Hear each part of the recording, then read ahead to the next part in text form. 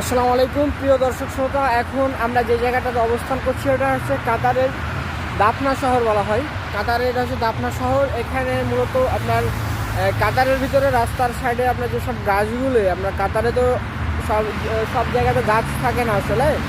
তো আসলে কাতারের যে বিভিন্ন জায়গাগুলো গাছগুলো তারা রোপণ করে অনেক বড় করে সুযত্ন করে তারা লালন পালন করছে। তো আসলে এখান থেকেই আসলে যার মাধ্যমে আল্লাহ তাআলার কতটা দয়া থাকলে আমাদেরকে গাছ রোপণ করতে হয় না। আমরা অহরহ গাছ, আমরা অনায়াসি আমরা সেই গাছের বাতাস, আমরা সেই গাছের ফল, গাছের কাঠ সব কিছু আমরা এভরিথিং গাছের ভোগ করতে পারছি। বাট তারা কত কষ্ট করে বিভিন্ন দেশ থেকে গাছের চারা ইনপুট করে সেগুলোকে রোপণ করে এবং যত্ন করে সেগুলোকে সার দিয়ে, জৈব সার দিয়ে, কীটনাশক দিয়ে তারা বড় করছে।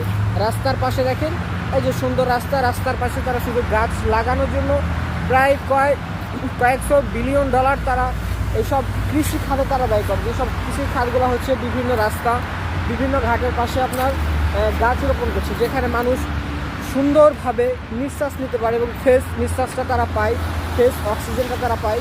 তো সেজন্য কাতারের সরকার এত যেখানে মরুর বুকে গাছ উৎপাদন করা অসম্ভব সেখানে তারা সম্ভব করছে বিভিন্ন টেকনোলজি ব্যবহার করে, বিভিন্ন সায়েন্সের দিক বিবেচনা করে, বিভিন্ন সায়েন্সের ল্যাবের মাধ্যমে অ্যানালাইসিস করে সবগুলো তারা দিন দিন কাতারে আপনার দিন দিন গাছের হার বাড়তেছে। কেননা বর্তমান সময়ে তারা বিভিন্ন জায়গা থেকে পানি সোর্সিং করতে পারছে, বিভিন্ন জায়গা থেকে পানি সোর্স করে সেটাকে গাছে দিতে পারছে। সেজন্য গাছগুলো প্রতিদিন এদিকে গাছে পানি দেওয়া হয়। 1 থেকে 2 দিন গাছে পানি না দিলে গাছ এমনিতে ঝলসে যায়, কেননা অত্যন্ত তাপমাত্রা এসব কাতারে।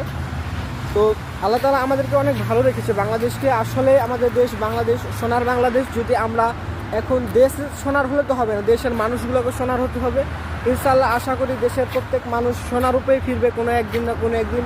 ভুল পথে আছে, ভুল পথ থেকে শুধরে ইনশাআল্লাহ সোনারূপেই ফিরবে। ইনশাআল্লাহ সেদিন সোনার বাংলাদেশেই সঠিকভাবে রূপান্তরিত হবে ইনশাআল্লাহ। আসসালামু আলাইকুম, সবাই ভালো থাকবেন, সুস্থ থাকবেন, আল্লাহ হাফিজ।